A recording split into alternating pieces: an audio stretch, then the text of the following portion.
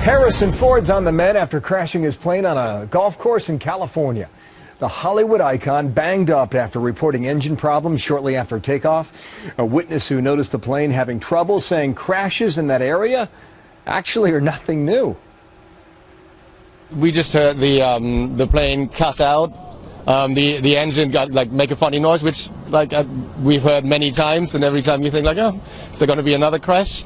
Now, golfers playing on the course reportedly rushed to help the action star out. For more on these kind of crashes, Lea Gabrielle is a former Navy fighter pilot and intelligence officer with me in studio. Good morning to you. Good morning to you. Those golfers were also doctors, too, by the way, so they came in to help. Yeah. Last night, the conversation was about this. We did not know what altitude he was at. It's been now reported he was at 3,000 feet. Right. And the discussion was whether or not, as a pilot, when you experience engine trouble or engine failure, whether you turn around to the airport or not.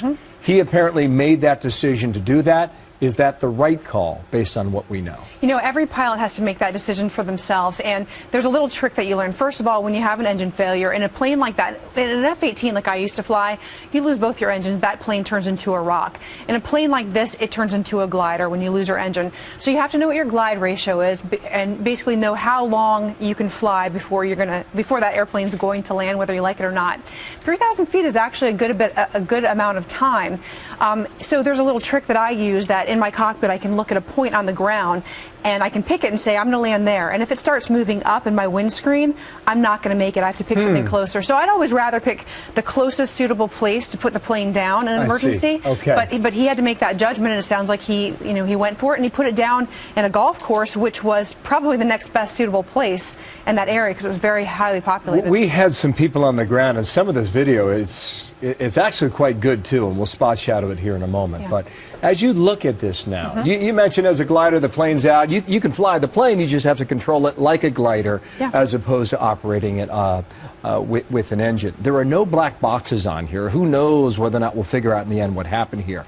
But the fact that that plane, once it's on the ground, it's largely intact. Yeah. I mean, what do you make of that? I mean, there's a huge divot in the ground, but other than that, the plane's there. And you see that it is banged up. But what I noticed when I see the way the plane looked coming into land is that it was in controlled flight, meaning it wasn't stalling. So most likely he went through his emergency procedures and he did the first thing that you need to do, which is point towards a place where you can put it down and get to your best glide speed. In that plane, I think it's about 85 miles per hour. That's about 20 miles per hour above where it would start stalling.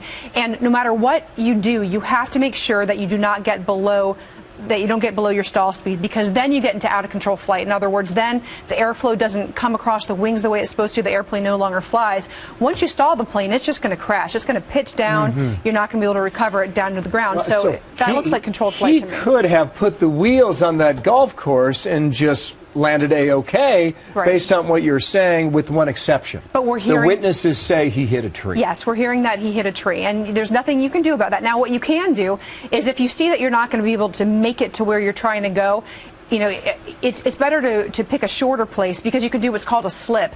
We call it wing down top rudder, where you essentially put one wing up and you use your top rudder and you basically slip yourself down, but you keep your airspeed up so that then you can come out of that slip and stay at that speed that's above your stall speed. You practice that? You do, and in fact, every time you do a check ride as a pilot, you practice engine out landings.